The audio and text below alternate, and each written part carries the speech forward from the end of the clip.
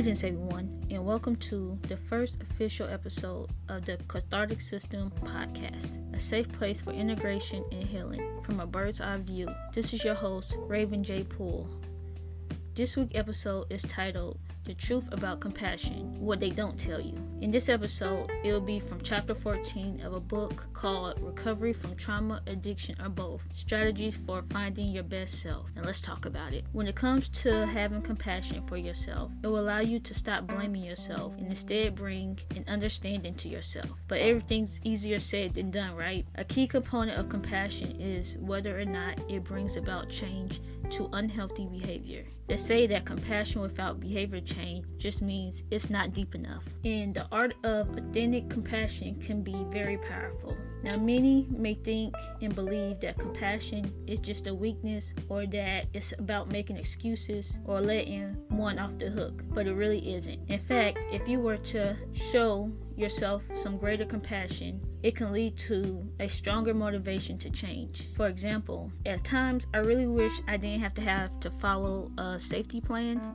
for my recovery journey, but I know with my history of impulsive and irresponsible decisions as well as other things, it would not be safe for me or my loved ones, because if something was to happen to me, I can end up endangering myself and leading my loved ones to be in distress. It may seem unfair at times, but I accept it, and with everything I've ever been through, I want to be kind to myself as I go through it. Now, with that example, you may notice how it's gentle yet encouraging, as well as realistic, and I'm owning it. I also offer a different perspective, and it accepts the reality. What is an example for you showing yourself some compassion? If you have received little to no compassion in your past, it may seem hard to accept or understand, but it's not until you just start doing it. It takes practice. Now, don't get it twisted. Compassion is not just cheerleading or saying positive things to yourself. It's more than just being nice and feeling good. Recovery requires some sacrifice from you at times, like turning down a drink when you are craving it or leaving an abusive relationship. It may make you feel wrong, but you know it's right. Compassion is not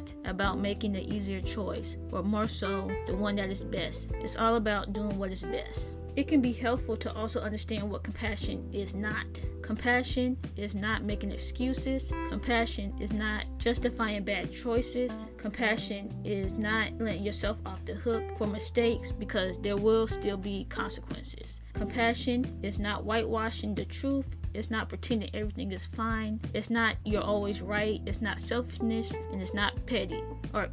It's not pity. You will make bad decisions and choices at times, even if it's not always your fault. You may spend time with unsafe people and ignore certain tasks, or even drive under the influence, and so on. Your addiction and trauma problems can lead you to behaviors that harm yourself and others. Showing compassion to yourself just means that you are owning your mistakes and that you desire to understand them. Owning your truth so that no one else can own them, you gain an understanding of judgment. It may seem like it's easier to show compassion to others more than yourself, but in reality, it's not really authentic. How can you truly give to others more than yourself and it be 100% authentic? If you were treated badly, you may have learned to hate yourself instead of loving yourself. Or for some, it's the opposite, and you become arrogant. But over-hating and over-loving yourself are flip sides of each other.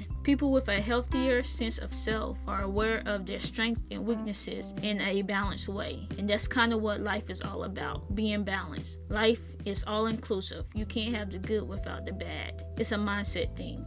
Real change takes place when one balances love and limits. If you are too easy on yourself, you can stay stuck. And same if you are too hard on yourself. Always remember, it's never too late to learn compassion, and it has a greater power to become a strong force. This week's assignment, I would like to ask for you to talk to yourself with compassion, even if it feels hard, uncomfortable, and awkward. Remember, if you are comfortable, then you're not growing. And it's only when you are uncomfortable that you are growing. With the conclusion of this episode, don't forget your assignment, and feel free to like and share with anyone you may think needs to hear this message. We're all in this together. Let's share the wealth. There's enough room for everyone. Let's aim to be the best versions of ourselves. We all desire some compassion. Compassion towards others can be healing and can help strengthen your own journey. But remember, you never have to take a compassionate view towards someone that hurt you. If you want to develop compassion for them, then you can, but it's a choice.